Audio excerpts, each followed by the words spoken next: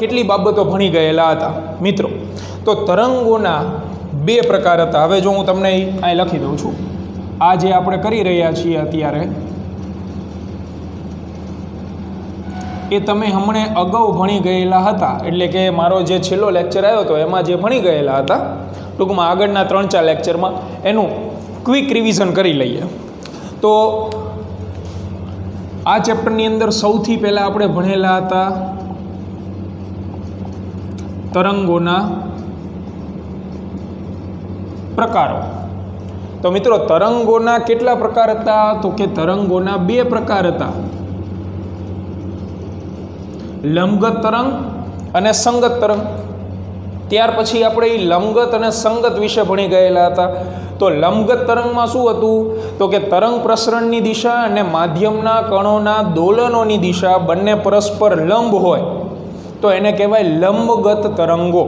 અને સંગત તરંગમાં તરંગ પ્રસરણની દિશા અને માધ્યમના કણોના દોલનોની દિશા પરસ્પર સમાંતર હોય તો એને સંગત તરંગ કહેવાય. એમાં ઉદાહરણ આપેલું હતું ધ્વનિ તરંગો. જ્યારે લંબગત તરંગમાં આપણે ઉદાહરણ આપેલું હતું દોરી ઉપર ઉત્પન્ન થતા તરંગો અથવા પાણીમાં ઉત્પન્ન થતા તરંગો. પછી આપણે ચર્ચા કરેલી હતી કે લંબગત તરંગ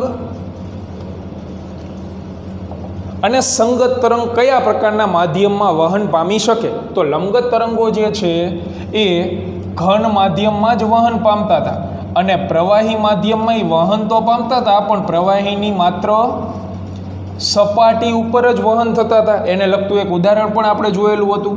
જ્યારે સંગત તરંગો કેવા હતા? તો કે તો ડાયા ડમરા હતા. શું કામ? કારણ કે એ ઘન, પ્રવાહી અને વાયુ ત્રણેય માધ્યમમાં જોવા મળતા હતા.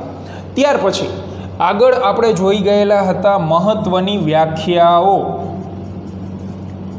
એમાં મિત્રો આપણે જે દોલનો ચેપ્ટરમાં હતી એ જ પ્રકારની વ્યાખ્યાઓ હતી. સૌથી પહેલી વ્યાખ્યા હતી કંપ વિસ્તાર.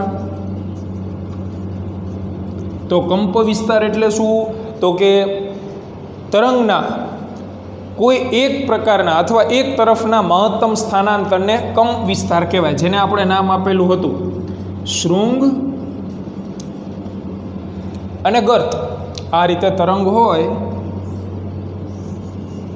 તો આ જે ભાગ છે એને કંપ વિસ્તાર કહેવાય અને ઉપરની સાઈડનો હોવાથી એને આપણે શૃંગ નામ આપશું. જ્યારે નીચેની સાઈડનો ભાગ જે છે એને આપણે નામ આપીશું ગર્ત, એસઆઈ એકમ મીટર. ત્યાર પછી સ્થાનાંતર નોર્મલ વ્યાખ્યાઓ તમને ખબર છે.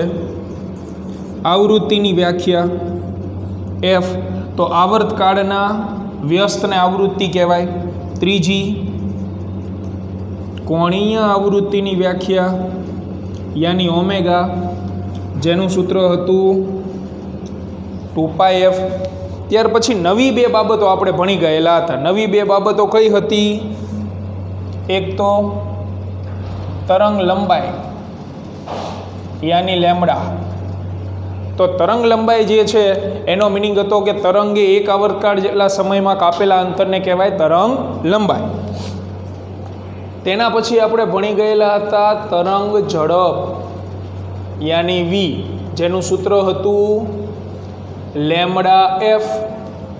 તરંગે કાપેલું અંતર જે હોય એટલે કે જે સમયમાં એકમ સમયમાં કાપેલા અંતરને તરંગ ઝડપ કહેવાય. ત્યાર પછી નવી રાશિ હતી તરંગ સદિશ સ્મોલ કે.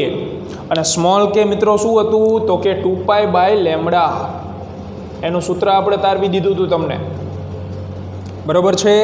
તરંગ સદિશ એટલે કે ભાઈ લેમ્બડા અંતરે જે કણ રહેલો હોય એમના વચ્ચેનો કડા તફાવત જે છે એ 2π જેટલો હોય. તો 1 મીટર અંતરે રહેલા કણ વચ્ચેનો કડા તફાવત કેટલો હોય? એટલે એકમ અંતરે રહેલા કણ વચ્ચેના કડા તફાવતને તરંગ સદિશ કહે છે. ત્યાર પછી આપણે ભણી ગયેલા હતા તરંગનું વ્યાપક સમીકરણ. અત્યંત મહત્વનું હતું તરંગ સમીકરણ, જે JEE નીટમાં બહુ કામમાં આવશે. તો તરંગનું સમીકરણ હતું મિત્રો, x દિશામાં પ્રસરણ થતું હોય તો y of xt equal to, આમાં 3 બાબતો હોય. y એટલે તો કણોના દોલનોની દિશા દર્શાવે, એટલે કે કણ રહ્યા ને એ y દિશામાં દોલન કરતા હોય, up down up down. x જે છે એ શું દર્શાવે? તો એક્સ શું દર્શાવે કે તરંગ ઉપર જે કણ આવેલો છે એની પોઝિશન દર્શાવે કે ભાઈ ઉદ્ગમથી કેટલા અંતરે કણ છે, અને ટી તો તે સમયનું કણનું સ્થાનાંતર કેટલું છે એ દર્શાવે સમ. એનું સમીકરણ હતું એ સાઇન કે x minus omega T plus 5. અહીંયા પ્લસ ઓર માઇનસ બે આવશે. એમાં ઉલટું મેં તમને યાદ રાખવાનું કીધું હતું કે ભાઈ બાળકો ધન એક્સ દિશામાં તરંગ જતું હોય તો અહીંયા આપણે મૂકીશું માઇનસ, અને જો ઋણ એક્સ દિશામાં તરંગ જતું હોય તો ત્યાં આપણે શું મૂકીશું? પ્લસ મૂકીશું. બરાબર છે. તો આટલી બાબતો ઓલરેડી આપણે અગાઉના લેક્ચર્સની અંદર ડિસ્કસ કરી ગયેલા છીએ. હવે આપણે આગળ વધીએ, કારણ કે આને લગતા દાખલાઓ પણ આપણે ગણેલા હતા એનસીઈઆરટીની બુકમાંથી. તો ચલો હવે આપણે આગળ વધીએ. હવે ચેપ્ટર્સ જે છે એ એકદમ નાના થઈ જશે, એટલે તમારે માત્ર સૂત્રો તૈયાર કરવાના રહેશે.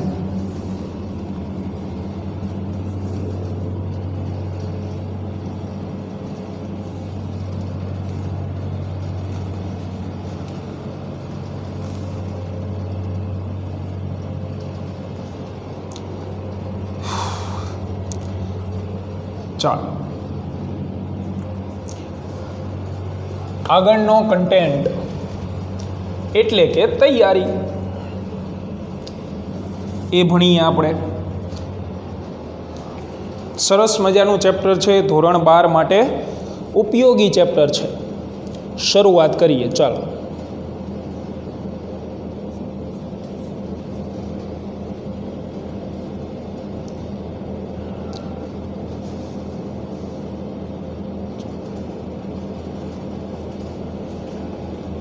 તો ક્યાં જતું રહ્યું છે? હા, આ રહ્યું. ચાલો હવે તરંગની ઝડપની વાત આપણે કરીએ. ચાલો, એટલે તરંગનો વેગ ટૂંકમાં તો. એટલે હવે શું છે કે તમારે સૂત્રોની કોઈ જરૂર નથી. એટલે આપણે જે છે ને એ ડાયરેક્ટ સૂત્ર લખાવી આપીએ તમને.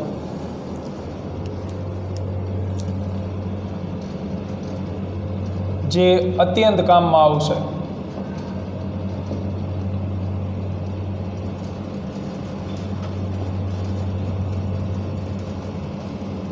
તરંગોનો વેગ. તો મિત્રો તરંગોના બે પ્રકાર હતા. તો તરંગોના વેગના અલગ અલગ બે પ્રકાર પડે મુખ્ય.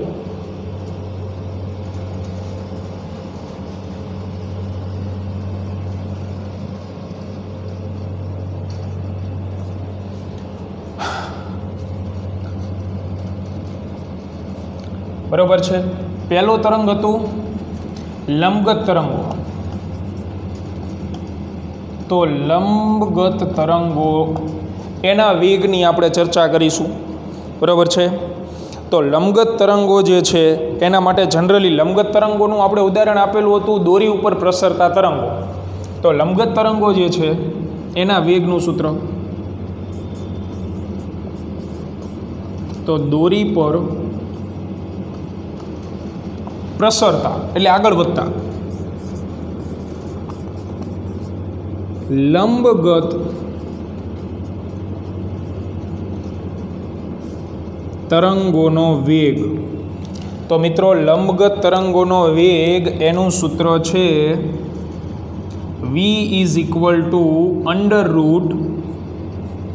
√T/μ. બરાબર છે. આ ડાયરેક્ટ તમારે વાપરવાનું છે. ક્યારે વાપરવાનું છે? રકમમાં કોનો ઉલ્લેખ હોય? લંબગત તરંગોનો અથવા તો દોરી પર પ્રસરતા તરંગોનો. આ બે શબ્દનો ઉલ્લેખ હોય ત્યારે તમે કોઈ પણ પ્રકારની શરમ વગર આ સૂત્ર જે છે એ મૂકી શકો. બરાબર છે. આના બે પદની હું તમને માહિતી આપી દઉં છું. જ્યાં ટી એટલે કોણ છે? તો કે દોરીમાં ઉદ્ભવતું તણાવ બળ. જ્યારે મ્યુ એટલે કોણ છે? તો કે દોરીની રેખીય ઘનતા. અને રેખીય ઘનતા, તો મિત્રો 3 પ્રકારની ઘનતા તમે ચાક ગતિમાં ભણી ગયેલા હતા. રેખીય ઘનતા, પૃષ્ઠ ઘનતા અને કદ ઘનતા. તો રેખીય ઘનતામાં શું હતું? તો કે દળ છેદમાં લંબાઈ. બરોબર છે, સરસ. તો આ સૂત્ર તમારે વાપરવાનું છે. રકમમાં તણાવ બળ આપેલું હશે અને તમને દળ અને લંબાઈ આપેલી હશે, એટલે વેગ જે છે એ તાત્કાલિક ધોરણે મળી જશે. ત્યાર પછી સંગત તરંગોની આપણે વાત કરીએ. સંગત તરંગો મિત્રો, બરોબર છે. લંબગત તરંગોમાં એક જ સૂત્ર યાદ રાખવાનું છે. સંગત તરંગોમાં 3 સૂત્રો આવશે. સંગત તરંગો, તો એની અંદર પાછા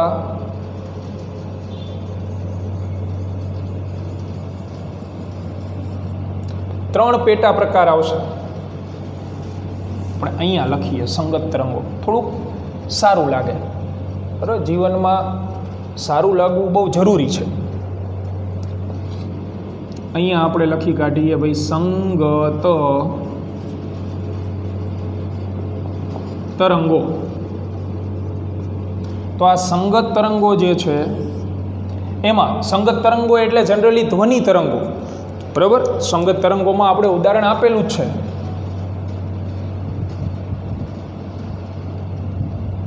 જે અવાજના તરંગો છે એને ધ્વનિ તરંગો કહેવાય. તો રકમમાં સંગત તરંગનો પણ ઉલ્લેખ હોઈ શકે અને ધ્વનિ તરંગનો પણ ઉલ્લેખ હોઈ શકે. તો આનું પહેલું સૂત્ર કે સંગત તરંગો જે છે આમાં 4 અલગ અલગ સૂત્રો આવશે વિદ્યાર્થી મિત્રો. એટલે ધ્યાનથી નીટમાં કયું સૂત્ર ક્યારે ઉપયોગ કરવું એ જાણવું ખૂબ જરૂરી છે.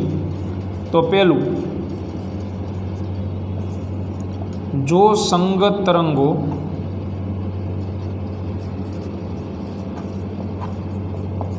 માધ્યમમાં પ્રસરણ પામતા હોય,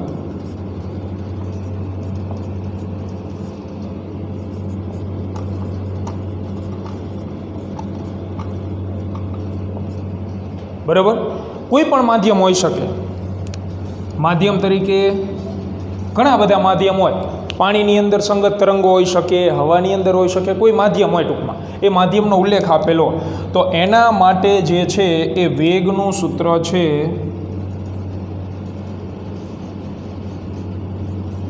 અથવા ઝડપનું સૂત્ર છે એ છે વર્ગમૂળમાં b/ρ, જ્યાં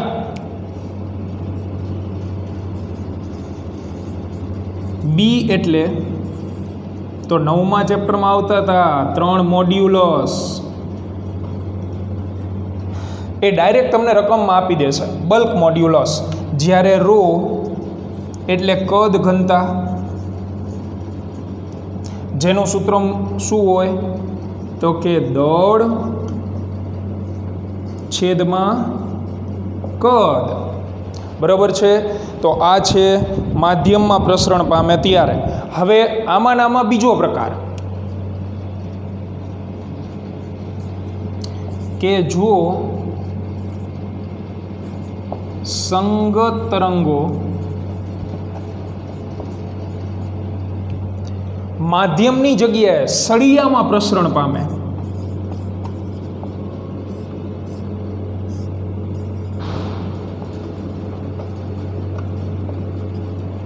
એટલે તમે સાંભળેલું હોય કે ભાઈ કોઈ સળિયો હોય, સળિયો એને જોરથી ઠપકારો ક્યાંક તો ટિંગ દઈને અવાજ આવે ને ટિંગ દઈને. એ ટિંગ દઈને જે અવાજ આવે છે એ ધ્વનિ તરંગ છે જે સળિયાની અંદર પ્રસરણ પામે. બરાબર છે. તો સળિયામાં જો ધ્વનિ તરંગો પ્રસરણ પામતા હોય તો એના વેગનું સૂત્ર છે વેગ v = y/ρ.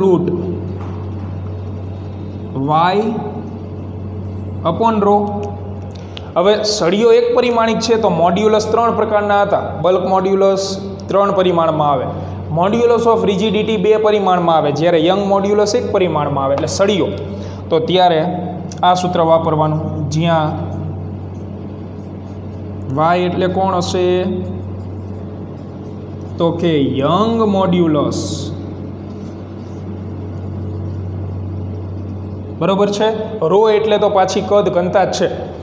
ત્યાર પછી ન્યૂટને બીજું સૂત્ર આપ્યું હતું. આ બંને સૂત્રમાં નાનકડી એવી ખામી હતી જે આગળ જતાં આપણા મહાન વૈજ્ઞાનિક ન્યૂટન સાહેબે સુધારેલી હતી. તો ન્યૂટનનું સૂત્ર રકમની અંદર ઉલ્લેખ હોય ન્યૂટન સાહેબનો, તો આ સૂત્ર વાપરવાનું. સંગત તરંગો માટે ભાઈ સાહેબ ન્યૂટનનું સૂત્ર. કોનું સૂત્ર મિત્રો? ન્યૂટન. તરંગ એક જ છે સંગત, પણ રકમમાં માધ્યમનો ઉલ્લેખ હોય, સળિયા સિવાયનું માધ્યમ તો અપોનીય વાપરેગા, સળિયા શબ્દનો ઉલ્લેખ હોય તો અપોનીય વાપરેગા. જો ન્યૂટન શબ્દનો ઉલ્લેખ હોય કે ન્યૂટનના નિયમ મુજબનું સૂત્ર, તો એની તરંગ ઝડપનું સૂત્ર છે વેગ v ઇઝ ઇક્વલ ટુ વર્ગમૂળમાં p અપોન રો. છેદમાં તો બધે રો જ આવશે, અંશ બદલાતા જાય છે. તો p એટલે શું? તો કે જ્યાં p એટલે બીજું કશું જ નહીં, દબાણ, જે રકમ આપશે તમને, બરોબર છે. અને લાસ્ટ ન્યૂટન ભાઈએ જે સૂત્ર આપણને આપેલું હતું એમાં પણ ખામી સર્જાણી, તો એને પરફેક્ટ બનાવેલું હતું લાપ્લાસ નામના વૈજ્ઞાનિકે. કયા વૈજ્ઞાનિકે? ચાપલો નહીં, લાપ્લાસ નામના વૈજ્ઞાનિકે, બરોબર છે. તો સંગત તરંગો માટે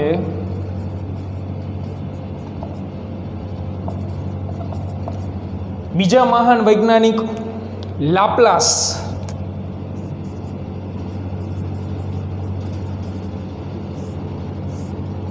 નું સૂત્ર.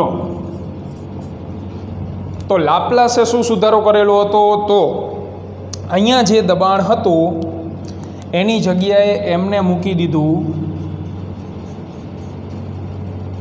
વર્ગમૂળમાં ગેમા ઇન્ટુ પી અપોન રો. દબાણ એમ નામ રાખ્યું, વધારાનું એમને મૂકી દીધું હતું ગેમા, જ્યાં ગેમા એટલે શું થાય? તો કે સીપી અપોન સીવી. હવે સીપી અને સીવી તમને યાદ હોવું જોઈએ, 11મા ચેપ્ટરમાં તમે ભણો છો. સીપી એટલે અચળ દબાણે ઉષ્માધારિતા અને સીવી એટલે અચળ કદે ઉષ્માધારિતા, તમને એ આપશે, બરાબર. જ્યાં હવા માટે સીપીનું મૂલ્ય છે 1.4.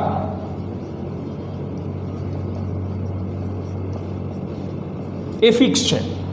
બાકી તમને સીપી સીવી આપેલું હોય તો તમે બહુ આરામથી ગેમા જે છે એ મેળવી શકો, બરાબર. તો આ 4 સૂત્રો જે છે એ સંગત તરંગના છે. લંબગત તરંગ, ડાયું અને ડમરું છે એટલે એનું એક જ સૂત્ર છે, બરાબર છે. તો આ સૂત્રો રેડ પેનથી લખેલા છે. ક્યારે વાપરવા, કઈ રીતે વાપરવા, બધી ડિટેલ આમાં આવી ગઈ. દરેક જગ્યાએ અંડરલાઇન કરેલી છે ક્યારે વાપરવાના. રકમમાં જે તે શબ્દનો ઉલ્લેખ હોય તો પ્રોપર એ જ પ્રકારનું સૂત્ર તમારે વાપરવાનું રહેશે. બાકી આટલા બધા સૂત્રોમાં ગમે ત્યારે ગમે તે સૂત્ર બિલકુલ ચાલશે નહીં, બરાબર છે. તો હવે જે એનસીઈઆરટીની બુકમાં આના નાના નાના દાખલાઓ છે એ ઝડપથી આપણે પૂર્ણ કરતા જઈએ. જો આનો તમને એવું લાગે તો સ્ક્રીનશોટ પાડી લો, જેથી અત્યારે આપણે જે છે સોલ્વ કરીએ તો તમારું ધ્યાન રહે, બરાબર છે. ટેક્સ્ટ બુક લઈ લો. જે બાળકો ટેક્સ્ટ બુક સાઈડમાં મૂકીને બેઠા, ટેક્સ્ટ બુક ખાસ લઈ લો.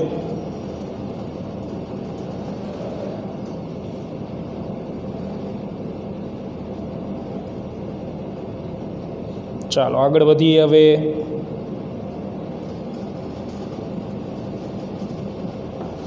તો હા, એક જ મિનિટ.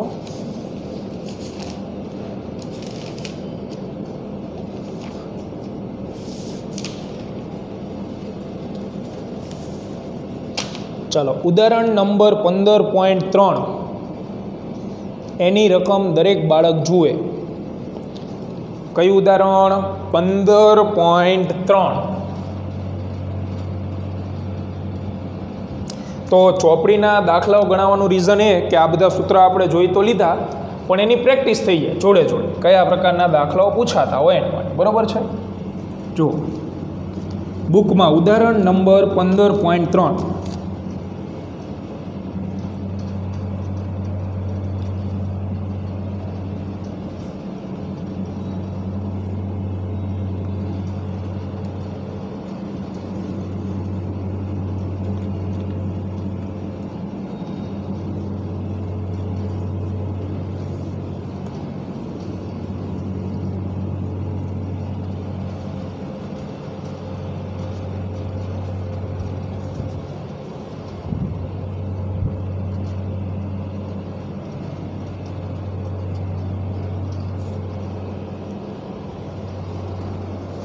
ચાલો,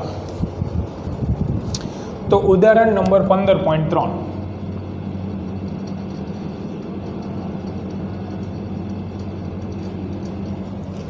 તો એની અંદર તમે રકમ વાંચો તો રકમની અંદર લંબાઈ આપેલી છે 0.72 મીટર, લંબાઈ L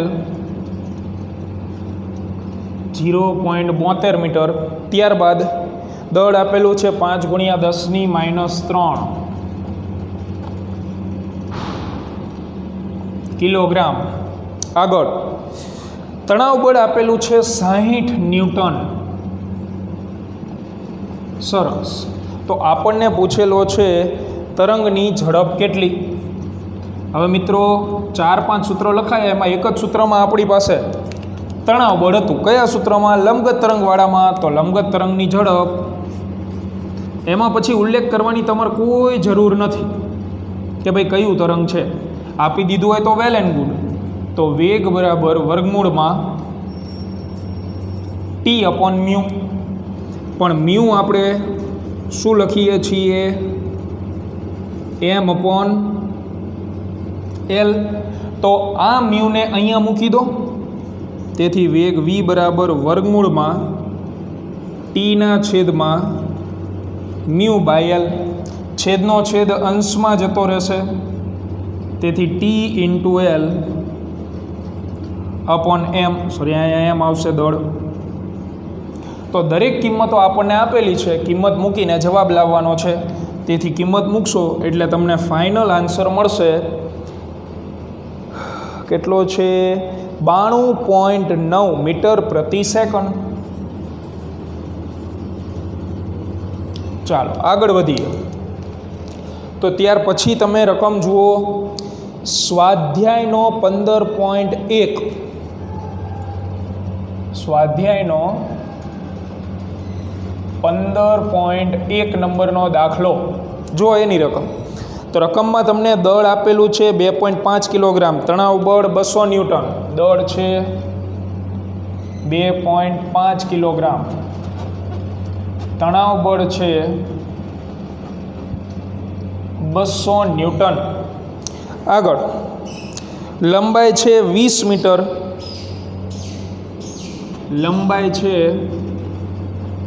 20 મીટર. અને શોધવાનું આપણને શું કીધું છે? સમય ગોતવાનો કીધો છે. સમય T, ટાઈમ ગોતવાનો છે આપણે, બરોબર છે? 20 મીટર અંતર કાપતા લાગતો સમય. તો મિત્રો આપણે વળી પાછું તણાવ બળ કયા સૂત્રમાં હતું? આ એક જ સૂત્રમાં હતું. મૂકી દઈએ કિંમત. તેથી તરંગ ઝડપ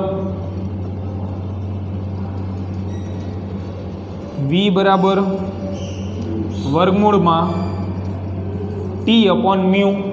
બરાબર છે. હવે ટીના છેદમાં આપણે મ્યુ મૂકીશું, તો મ્યુની જગ્યાએ તમે શું મૂકી શકો? દળના છેદમાં લંબાઈ. બરાબર, દળના છેદમાં તમે લંબાઈ મૂકશો અહીંયા, એટલે T/m/L.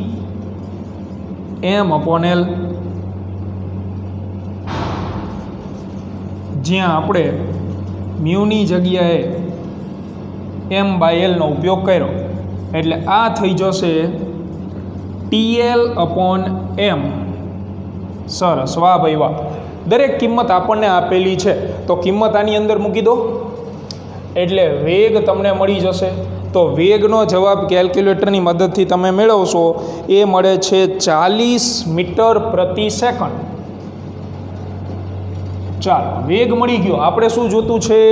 સમય જોતો છે. તો વેગનું વ્યાખ્યા મુજબનું સૂત્ર તો આપણી પાસે છે જ, ચેપ્ટર 3 મુજબ. વેગ બરાબર કાપેલ અંતર છેદમાં લાગતો સમય. તેથી 40 બરાબર કાપેલ અંતર એટલે લંબાઈ જેટલું 20 અને લાગતો સમય T, યાની T બરાબર 20/40. તો T બરાબર 0.5 સેકન્ડ. આ આપણો ફાઇનલ આન્સર થઈ જશે. ચાલો ત્યાર પછી આગળ વધીએ. તો આગળ છે 15.3 નંબરનો દાખલો, સ્વાધ્યાયનો. જો સ્વાધ્યાયનો 15.3 નંબરનો દાખલો, બરોબર છે, બરોબર છે. 15.3.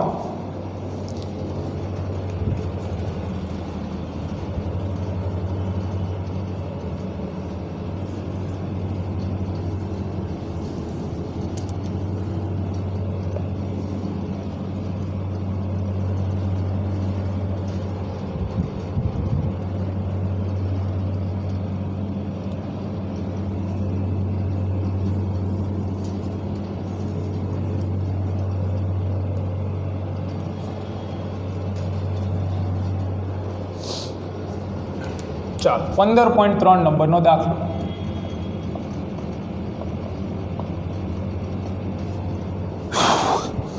તો એમાં રકમમાં આપેલું છે લંબાઈ 12 મીટર છે, દળ 2.10 કિલોગ્રામ છે. લંબાઈ L 12 મીટર, દળ 2.10 કિલોગ્રામ. વેગ આપેલો છે, તરંગ ઝડપ આપી દીધી 343. સરસ, 343 મીટર પ્રતિ સેકન્ડ. અને તણાવ બળ જે છે એ ગોતવાનું કીધું છે. તો તણાવ બળ એક જ સૂત્રમાં છે, ખબર છે આપણને, એ સૂત્ર મૂકી દઈએ. તરંગ ઝડપ v ઇઝ ઇક્વલ ટુ વર્ગમૂળમાં t બાય મ્યુ. મ્યુની જગ્યાએ m/l. તેથી v બરાબર વર્ગમૂળમાં થઈ જશે t × l અપોન m. હવે જે શોધવાનું હોય એને સૂત્રનો કરતા બનાવવો પડે. ટીને કરતા બનાવશું, પણ ટી વર્ગમૂળની અંદર છે એટલે બે બાજુ વર્ગ લઈ લો. બંને બાજુ વર્ગ લઈએ એટલે v² બરાબર t × l અપોન થઈ જશે m. આમાંથી આપણે તણાવ બળને કરતા બનાવી દઈએ. તેથી t is equal two v² × m upon l. કિંમત મૂક દો. વેગ આપેલો છે 343, દળ આપેલું છે અને લંબાઈ આપેલી છે. કિંમત મૂકશો એટલે તણાવ બળનો જવાબ આવશે. એકમ નહીં ભૂલવાનું, ન્યૂટન. બરાબર. ચાલો આગળ વધીએ. તો હવે છે દાખલા નંબર, ઉદાહરણ નંબર 15.4.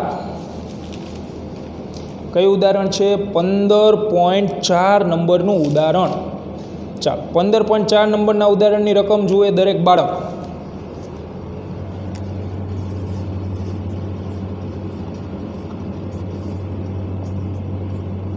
તો એની અંદર રકમમાં તમને કીધું છે STPA, standard temperature and pressure.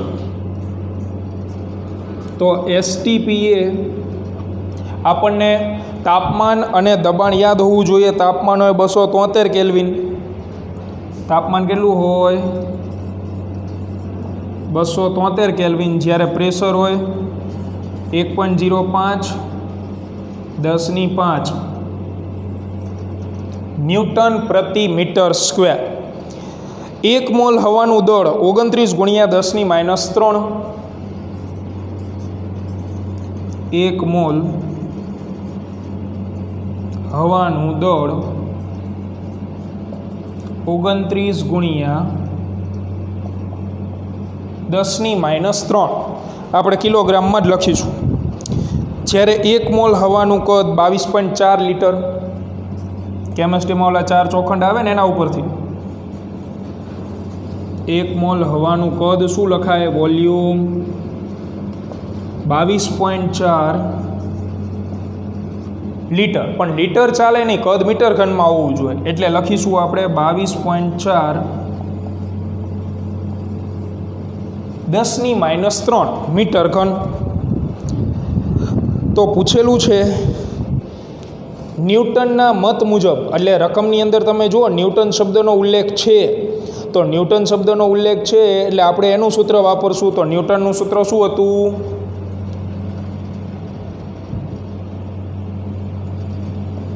ન્યૂટનના મત મુજબ વેગ v બરાબર શું લખાય?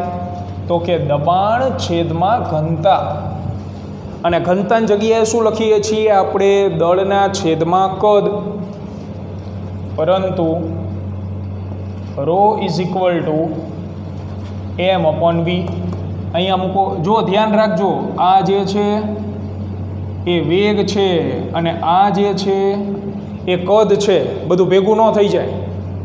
તેથી વેગ વી એની સંજ્ઞા જ આપણે કંઈક એન્ટિક દર્શાવી દઈએ આ રીતે, ઇક્વલ ટુ વર્ગમૂળમાં પી છેદમાં તમે દળ મૂકશો, કદ ઉપર આવી જશે એટલે કેપિટલ વી ઉપરની સાઈડ.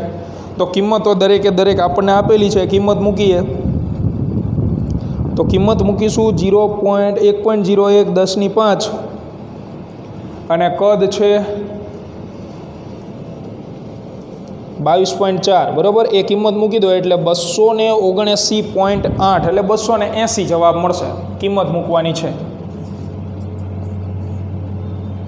આ મિત્રો વર્ગમૂળ કાઢતી વખતે ધ્યાન રાખજો, ડાયરેક્ટ કેલ્ક્યુલેટર વાપરીને મેસેજ ન કરી દેતા કે જવાબ નથી આવતો. મેં તમને 1000 વખત કીધું છે કે વર્ગમૂળ કાઢવાનું હોય તો ઘાતાંક કેવી રાખવાની, બેકી, તો જ જવાબ આવશે, નહીંતર જવાબ નહીં આવે. દબાણની જગ્યાએ 1.01 10⁵, કદની જગ્યાએ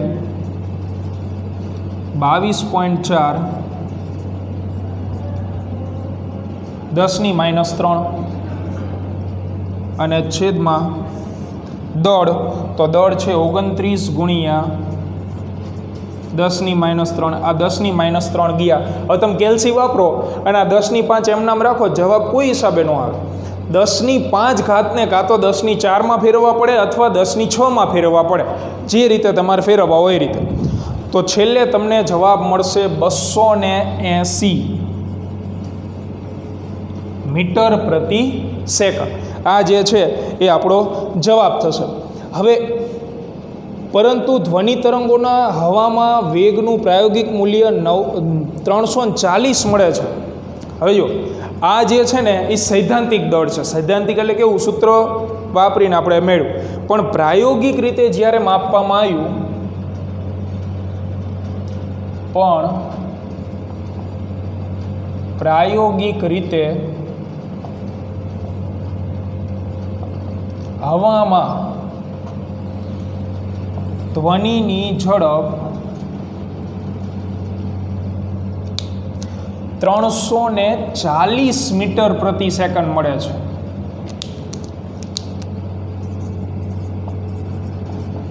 એટલા માટે ન્યૂટનનું સૂત્ર ખોટું સાબિત થયું. ન્યૂટને જે સૂત્ર આપેલું હતું એમાં કિંમતો આપણે મૂકી, સૈદ્ધાંતિક રીતે જવાબ લાયા તો 280 કિંમત મળી, જે 340ની નજીક પણ ન ગણી શકાય. કદાચ 320 325 આવેલું હોત તો આપણે એટલું ગણી શકીએ કે ભાઈ નિયરલી ઇક્વલ ટુ છે, પણ આ જવાબ પ્રાયોગિક જવાબ કરતાં તદ્દન ખોટો છે. અને એટલા માટે ન્યૂટનનું સૂત્ર ખોટું સાબિત થયું. બરાબર. અને એને સુધારીને કોને આપી દીધું હતું? લાપ્લાસ નામના વૈજ્ઞાનિકે. લાપ્લાસે અહીંયા ગેમા મૂકી દીધો હતો. એટલે તમે આને 3/2 વડે ગુણશો, ડોટ વડે, એટલે જવાબ આવી જશે પાછો. બરાબર, 340 આસપાસ.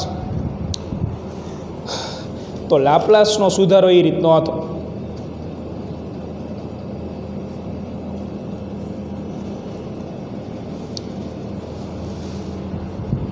બરાબર. ચાલો હવે આગળ વધીએ. તો આ દરેક સૂત્રોની તમારે શું થઈ જાય છે? પ્રેક્ટિસ. હવે આગળ જઈએ તો સ્વાધ્યાય જે છે એનો તમે 15 પોઈન્ટ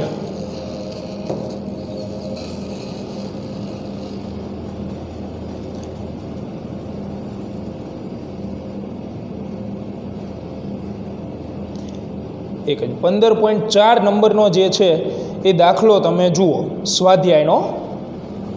સ્વાધ્યાયનો 15.4 નંબરનો દાખલો.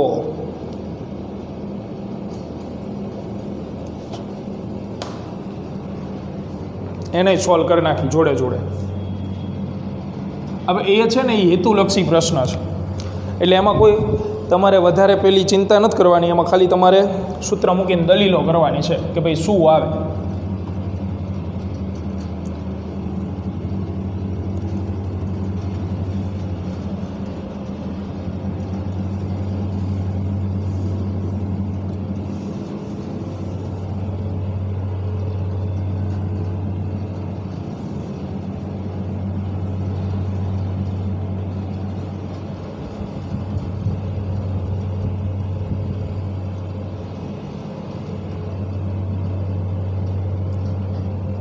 દબાણ થાય.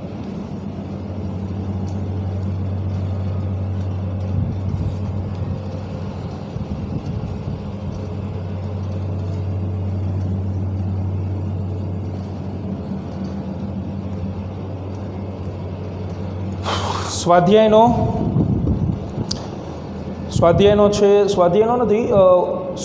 ચોથો દાખલો. આ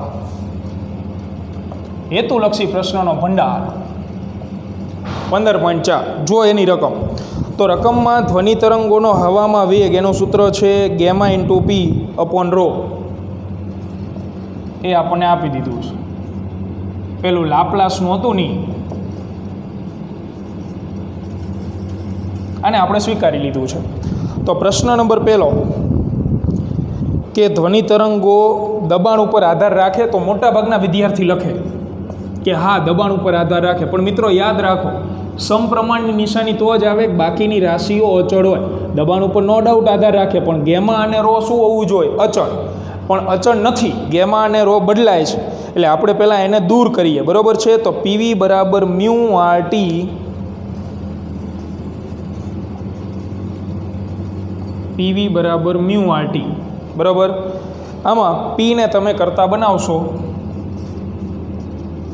એટલે મ્યુ આર ટી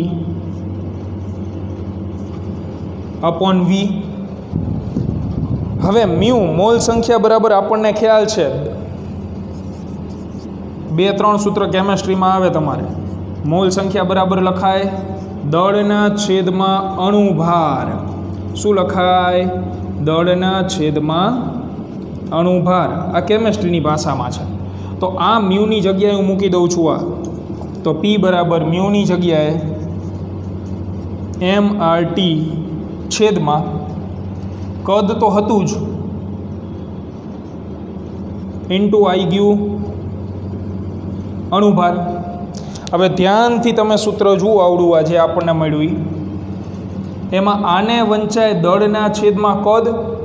તો દળના છેદમાં કદની જગ્યાએ આપણે મૂકી શકીએ ઘનતા, પરંતુ M upon V equal to તો શું થઈ જશે?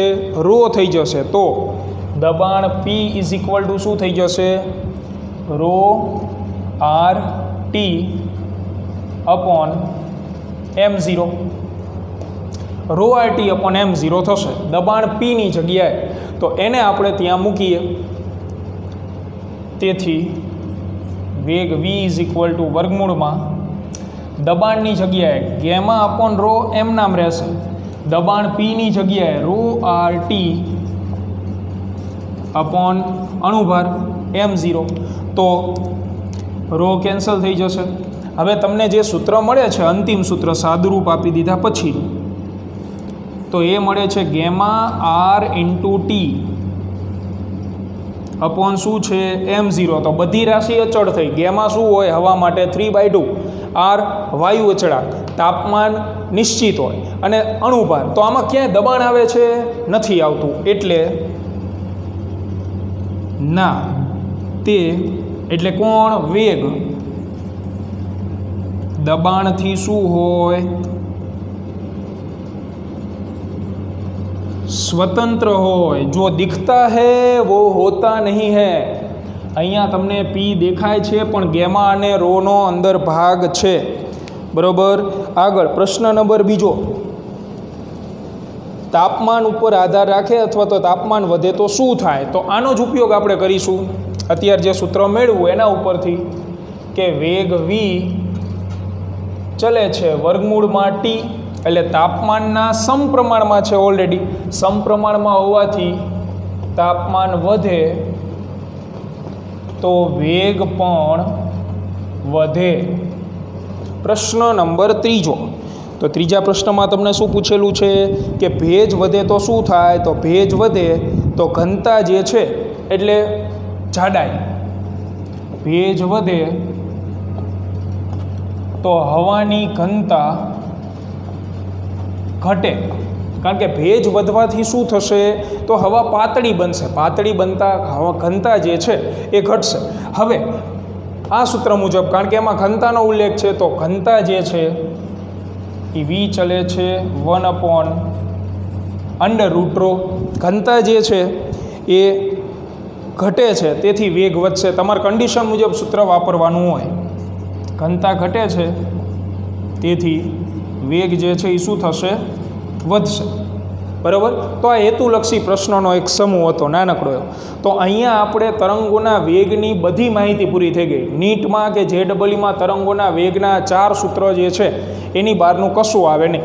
4 સૂત્ર યાદ રાખવાના. બીજું કયું સૂત્ર ક્યારે વાપરવાનું એ ખાસ યાદ રાખવાનું. બરાબર છે.